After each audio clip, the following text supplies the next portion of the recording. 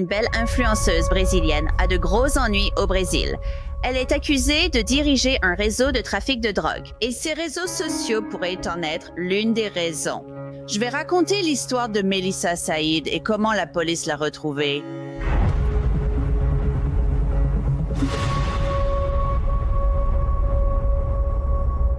Bienvenue sur Droit et Crime. Je suis Angelette Lévy. Melissa a dit qu'elle adore l'herbe. Du moins, c'est ce que dit sa page Instagram. Et c'est aussi ce que la police dit d'elle. Saïd est très attirante. Son fil d'actualité regorge de photos d'elle en bikini, en pleine forme. Son Instagram la montre tenant plusieurs joints. Mais nous ne pouvons pas vous montrer cela car YouTube n'aime pas la drogue.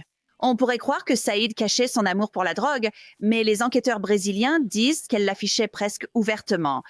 Elle est désormais accusée de diriger un vaste réseau de trafic de drogue, notamment de marijuana et de stupéfiants. Saïd a été arrêté lors d'une descente la semaine dernière appelée Opération Irva Efetiva, ce qui se traduit par « amoureuse de l'herbe » en portugais. Saïd, considérée comme fugitive, savait qu'on la recherchait. La police a déclaré qu'ils avaient se retrouvé Saïd dans l'état de Bahia au Brésil, où elle se cachait chez des amis. Et Saïd n'était pas la seule à avoir été placée en garde à vue. La police a déclaré qu'ils avaient également arrêté 3 de ses complices. L'un a été inculpé pour trafic après la découverte de 1,5 kg de marijuana skunk par la police. Cela signifie souvent qu'elle est de qualité médiocre. La police a aussi saisi 270 grammes de hashish. C'est un concentré de cannabis issu de la résine de marijuana. Ils ont aussi dit avoir trouvé un peu de marijuana, des balances, des sacs plastiques et des téléphones portables. Tout cela aurait pu servir à emballer et vendre de la drogue. Mais Melissa, elle nie qu'il y ait un réseau de drogue ou qu'elle en soit la chef. Lors de son arrestation, entourée de journalistes, elle a déclaré « C'est dommage. Nul ne devrait être arrêté pour avoir fumé de la marijuana. » Son fil Instagram, bien sûr, est rempli de ses photos et vidéos où elle fume de la marijuana. Et elle dit qu'elle défend simplement l'usage personnel de la marijuana. C'est ce qu'elle aime. Pour discuter de cette affaire, je voudrais inviter quelqu'un qui a enquêté sur de nombreux cas de trafic de drogue par le passé. Il s'appelle Denny Boone, c'est un lieutenant à la retraite. Et Denny, je suis vraiment impatiente d'en parler avec vous parce que je sais que vous avez mené de nombreuses enquêtes sur la drogue au cours de votre carrière. Nous avons donc une jeune femme de 23 ans qui est dans de gros ennuis au Brésil, accusée essentiellement de diriger un réseau de drogue et d'être une mule. On parle, vous savez, de marijuana et peut-être aussi de stupéfiants selon les forces de l'ordre. Donc, il me semble que la première erreur de cette femme, c'est qu'elle affirme n'avoir rien fait de mal. Elle dit « Écoutez, je fume un peu d'herbe, c'est tout ce que je fais. » S'exhiber avec des joints sur les réseaux sociaux n'est sans doute pas une bonne idée. Ça doit sûrement faire tiquer pas mal de monde du côté des forces de l'ordre. Eh bien, on n'arrête pas les malins. Donc oui, c'était un peu bizarre. Mais pourtant, elle a quoi? 300 000 abonnés ou quelque chose comme ça? Alors, te combiner un endroit exotique, une femme un peu exotique, peu vêtue, qui fume de l'herbe, et j'imagine que ça attire des abonnés. Oui, je pense. Elle a environ 300 000 abonnés. Qu'est-ce que ton instinct te dit à ce sujet? Je veux dire, apparemment, elle se cachait. Elle était considérée comme une fugitive, donc les forces de l'ordre ont vraiment dû partir à sa recherche. Dans cet état, au Brésil, ils l'ont retrouvée, ils l'ont arrêtée et ensuite elle a dit « Écoutez, je n'ai rien fait de mal ». Alors, qu'est-ce que ton instinct te dit à propos de tout ça? Parce qu'on l'exhibe partout. Mais ensuite, ils avaient arrêté quelques complices, les noms des complices. On ne les voit pas vraiment exposés partout, menottés devant les caméras. Mais elle, oui. Eh bien, mon intuition me dit qu'elle était probablement une trafiquante de niveau intermédiaire ou inférieur. Elle avait sans doute 5 ou 6 personnes qui vendaient de l'herbe pour elle. Ils en ont arrêté un et l'un d'eux l'a probablement balancé. Je pense qu'ils regardent la situation dans son ensemble. Je suis sûr qu'ils ont fait de la surveillance. Ils ont probablement des écoutes téléphoniques. Ils ont, c'est certain, des informateurs là-dessus qui leur donnent des informations. Mais je ne sais pas qui lui a donné le titre de reine de tout ça. Je ne la vois pas diriger un important trafic de drogue. Si elle met tout ça sur les réseaux sociaux, je ne pense pas qu'elle soit assez intelligente pour éviter la prison longue. Guido, les barons de la drogue font généralement la promotion de la consommation de drogue et de leur amour pour les drogues. Je suppose que Amoureuse de l'herbe était son titre sur Instagram. D'après votre expérience, est-ce qu'ils font souvent ce genre de publicité sur les réseaux sociaux? Je veux dire, je ne dis pas que tous les dealers sont vraiment intelligents. On a déjà vu des criminels publier sur les réseaux sociaux des choses qu'ils ne devraient pas. Mais d'après votre expérience, est-ce qu'un baron de la drogue publierait tout ça sur les réseaux sociaux? Non, pas du tout. Je veux dire, elle a quoi? Elle a 23 ans? Quelque chose comme ça? Je pense que c'est une question d'ego pour elle. Elle met tout ça en avant. Qu'est-ce que c'est? Des centaines de photos en ligne d'elle en train de se droguer, de fumer de la drogue. Et ai-je bien lu qu'elle explique aux gens comment faire les choses? J'essaie de comprendre d'où vient l'argent. Tu essaies toujours de voir où va l'argent. Et je ne pense pas qu'elle gagne autant d'argent grâce à Instagram. Je veux dire, je sais qu'elle a autant d'abonnés. Je doute que beaucoup d'annonceurs veuillent te soutenir pour du trafic de stupéfiants. Je ne suis pas sûr. Tu sais, c'est une citation de la police sur les enquêteurs. Les enquêtes indiquent également qu'elle a acheté la drogue et l'a transmise à certains de ses abonnés via des contacts sur les réseaux sociaux. Alors, disons qu'ils ont effectivement des preuves de cela. On dirait que son Instagram et ses messages privés sur Instagram pourraient être une véritable mine d'or pour les enquêteurs.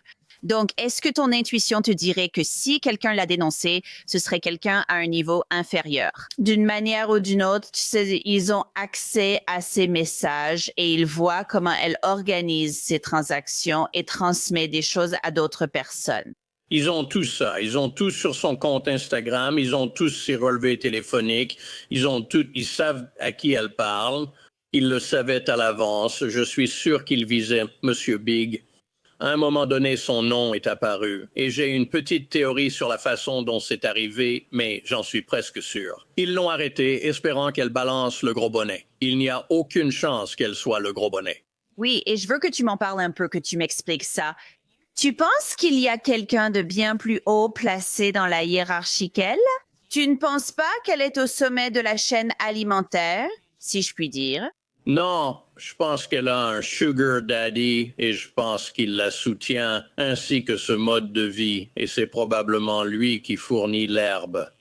L'herbe se vend au poids et il en faut beaucoup pour gagner un peu d'argent. Elle ne va pas gagner d'argent en vendant des joints ou des petits sachets d'herbe sur Instagram à ses abonnés. Même si je ne pense pas que les 300 000 personnes achètent chez elle, je suis sûr que certains le font. Elle doit livrer, il doit exister un système de livraison. C'est peut-être pour ça que les 4 autres ont été arrêtés.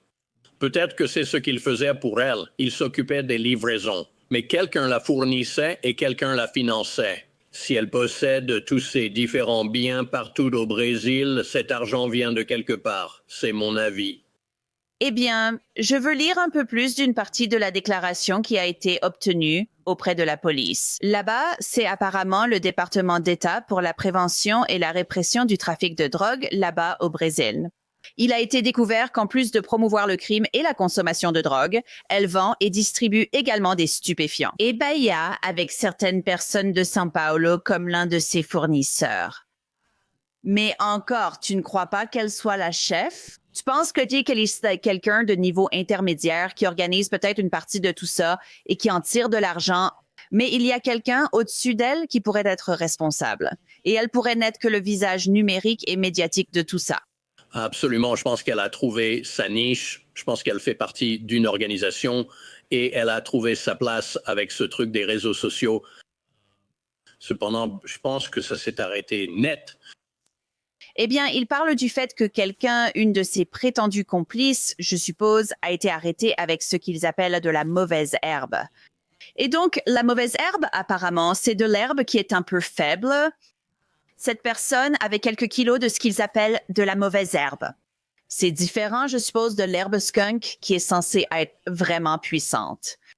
Explique-nous la différence entre ces deux éléments. Par exemple, la marijuana. Vas-y. La marijuana est vendue au poids. L'herbe de mauvaise qualité contient souvent diverses choses, qu'ils ajoutent même des tiges, des graines et toutes sortes d'autres choses à la marijuana pour augmenter le poids. Vous payez pour le même poids, mais il n'y a pas autant de marijuana dans ce sachet. Il y a beaucoup d'autres cochonneries dans ce sachet. Et ils vendent normalement ce genre de choses aux clients qui achètent pour la première fois ou à ceux qui ne les ont peut-être pas payés correctement. Ils ne vendent jamais de mauvaises herbes à leurs meilleurs clients. Ils ne font pas ça. Peut-être savait-elle qu'il y avait un problème, mais je n'en sais rien. Aucun test ne mesure la puissance.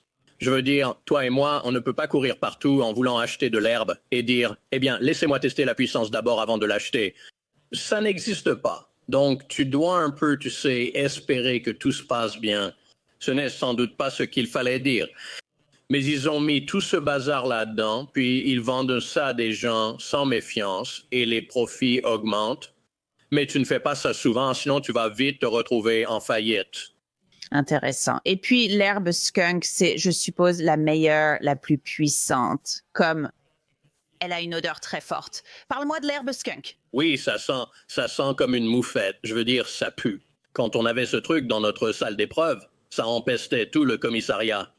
C'est très odorant et impossible à masquer. Mais à mon époque, et je suis vieux, je vais te dire, Acapulco Gold et Sensamine et tous ces trucs-là étaient censés être très puissants. Tu sais, c'est ce qu'on recherchait et il y avait un petit supplément à payer pour acheter ces trucs-là. Mais tu sais, l'herbe skunk, c'est juste qu'ils lui ont donné ce nom parce qu'elle sent mauvais, mais elle est censée être plus puissante. La skunk, c'est de la basse qualité, tu sais, c'est vraiment des trucs de très basse qualité. Ce que je trouve intéressant, c'est qu'ils disent qu'elle possède 5 propriétés.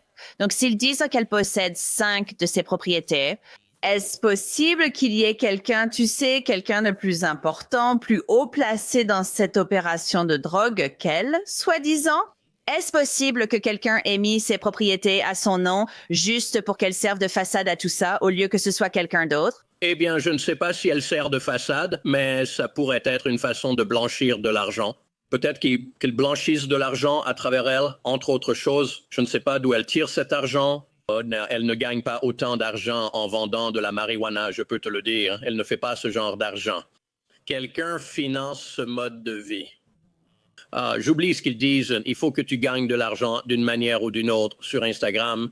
Et je ne pense pas que ce soit les marques de maillots de bain où je n'arrive pas à imaginer qui ferait ça, sauf que, et je ne connais pas très bien les réseaux sociaux. Mais il y a des moyens pour elle de gagner de l'argent comme ça, mais pas au point d'acheter des propriétés partout au Brésil. Quelqu'un fournit cet argent et je pense que c'est le grand patron. Eh bien, il y a aussi des rumeurs selon lesquelles, même si elle est partout sur les réseaux sociaux à parler de marijuana, bien sûr. Mais il y a des discussions sur la possibilité, dans l'un de ses articles écrits à ce sujet, de parler potentiellement de stupéfiants. Et peut-être qu'il y a plus d'argent dans les stupéfiants. Mais encore une fois, elle est innocente jusqu'à preuve du contraire. Mais il y aurait peut-être beaucoup plus d'argent impliqué dans les stupéfiants que dans le trafic de marijuana. Tu ne trouves pas?